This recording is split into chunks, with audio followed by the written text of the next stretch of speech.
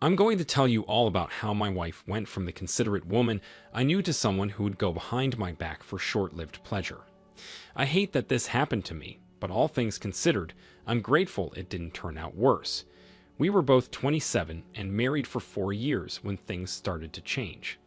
We decided to start trying to conceive a child, and she simultaneously decided to start a discreet relationship with our neighbor. Whenever we were leaving or coming to our apartment, we had to walk past his front door. We saw him in passing many times, but my wife never let her eyes stay on him too long. He was tall with dreadlocks, and I guess handsome, but I don't really want to say that. She went out to the car for something one night, and the next day, she started checking her phone a lot. I think she left a note on his car with her phone number. Besides checking her phone a lot, she was really jumpy and defensive. I mentioned that we were invited to a 4th of July barbecue that some of the neighbors were hosting. She stopped what she was doing and said she assumed I wouldn't want to go. I knew she was doing this because she wanted to go, hopefully without me there. I told her I would go with her if she wanted, and she said she didn't want to be the only reason I was going. You know, the stupid, tricky way that women reel men into arguing. I put my hands up and said, "If you want to go, tell me when we're leaving," and walked away. At the 4th of July barbecue, the neighbor man we'll call Noper was there. I'm quite sure she was texting him at this point and told him she'd be there. He did a really good job of playing dumb, like he picked the chair next to my wife at random. It was like they both underestimated how observant I was. I already decided at this point that our relationship was in trouble, and if I couldn't reach her before she cheated on me, all hope was lost. We all chatted outside over the music coming from someone's Bluetooth speaker. My wife paid me no attention beyond the occasional glance to make sure I was still there. She was busy gabbing her mouth about pointless stuff, mostly directing her attention to Noper, but including other neighbors so I wouldn't catch on. I tried telling her I was ready to leave, but since she didn't want to stop talking, she suggested I head back to the apartment without her. I tried staying longer, but I had to go back because I was tired.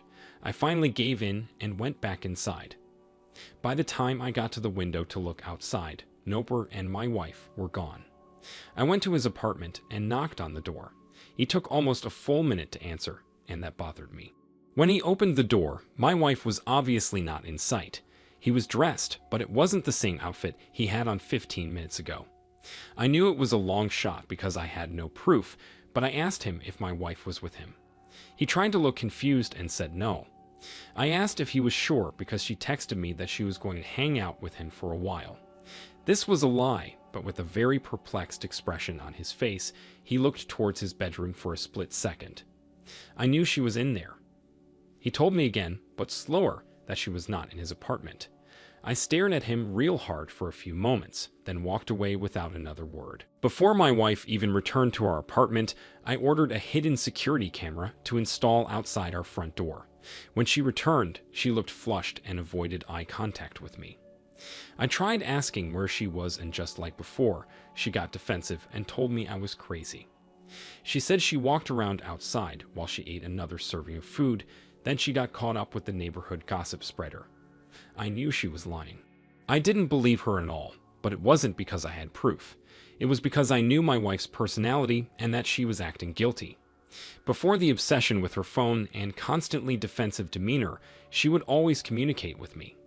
Even if it was just her crazy and pointless thoughts, she would share them with me. If something was upsetting her, she would tell me. It was unlikely that she suddenly stopped having thoughts or complaints worth sharing with her husband. It was much more likely that she didn't feel like including me for one reason or another, and maybe that was because she had a fling going on. I called her brother to ask what I should do. He didn't think his sister would be capable of something like this because all she ever wanted was a happy marriage without betrayal. After I told him more of the signs I noticed, he suggested I wait until the security camera catches something before making any decisions. I agreed. After this conversation, I waited weeks for my wife to make up a reason to leave the apartment. Both of us worked from home and we usually went places together. She never did leave the apartment without me. I finally decided to check what the security camera caught. It was showing Noper's front door and our own.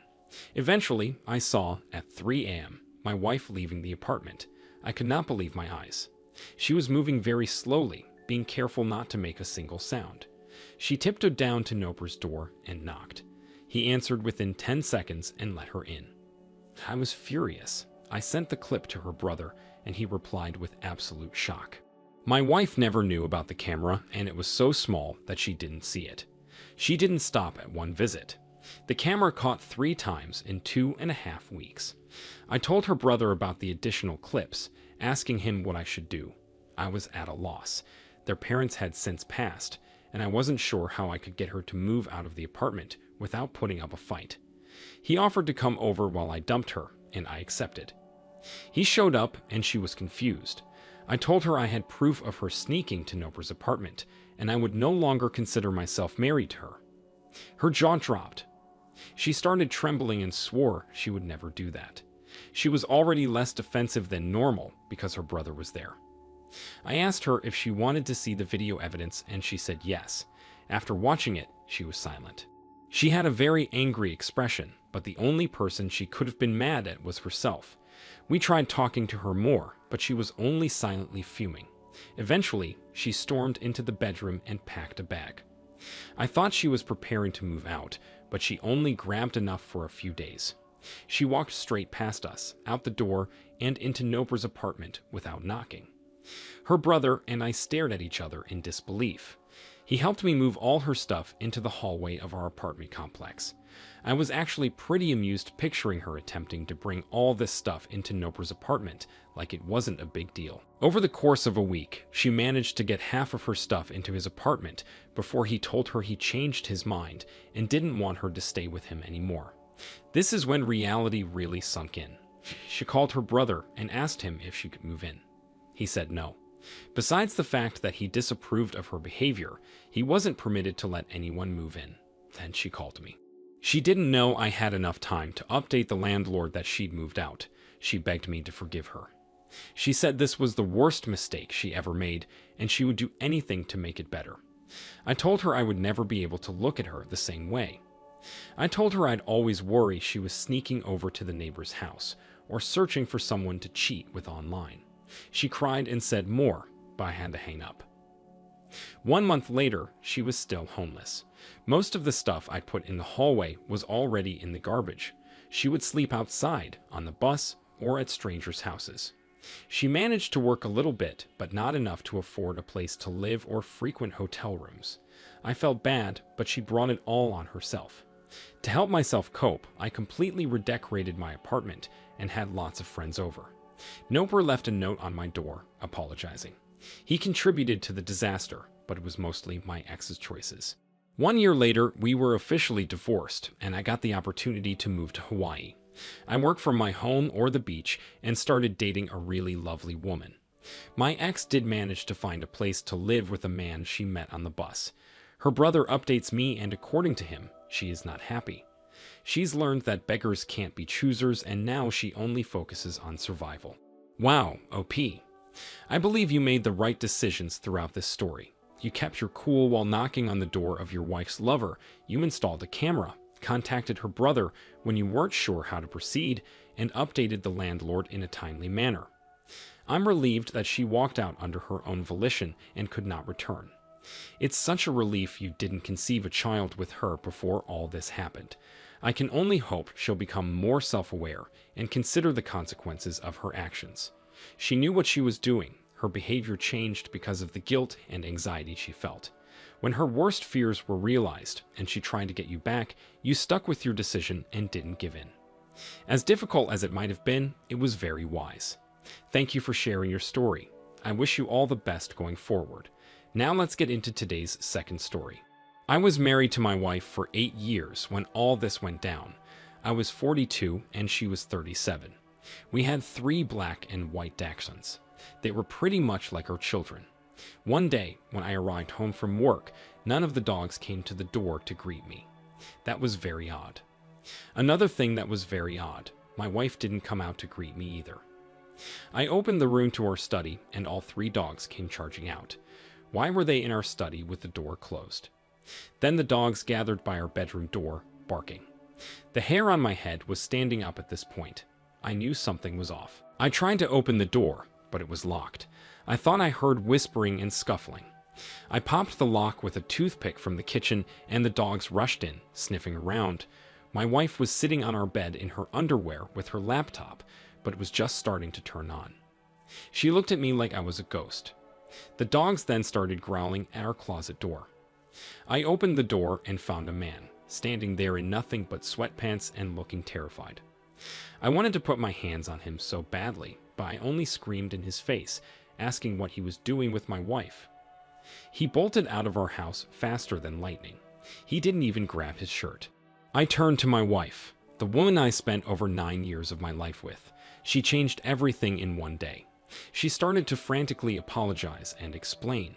She went to the dog park months ago while I was at work. She met another man there that had a dog. Big shocker. He flirted with her and talked for at least an hour. She wasn't wearing her wedding ring because it made her skin irritated sometimes. When he asked if she was single, she said yes. I could not believe what I was hearing.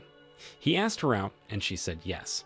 They went on a few lunch dates while I was at work, which eventually gave my wife the courage to bring him here for sex. I spat in her face. It was the least she deserved after what she just told me.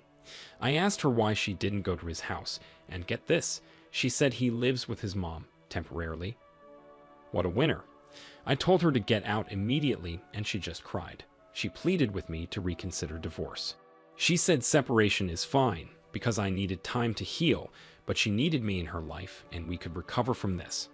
I told her that she wouldn't be the judge of what I needed to do, because she was no longer my partner as of this day.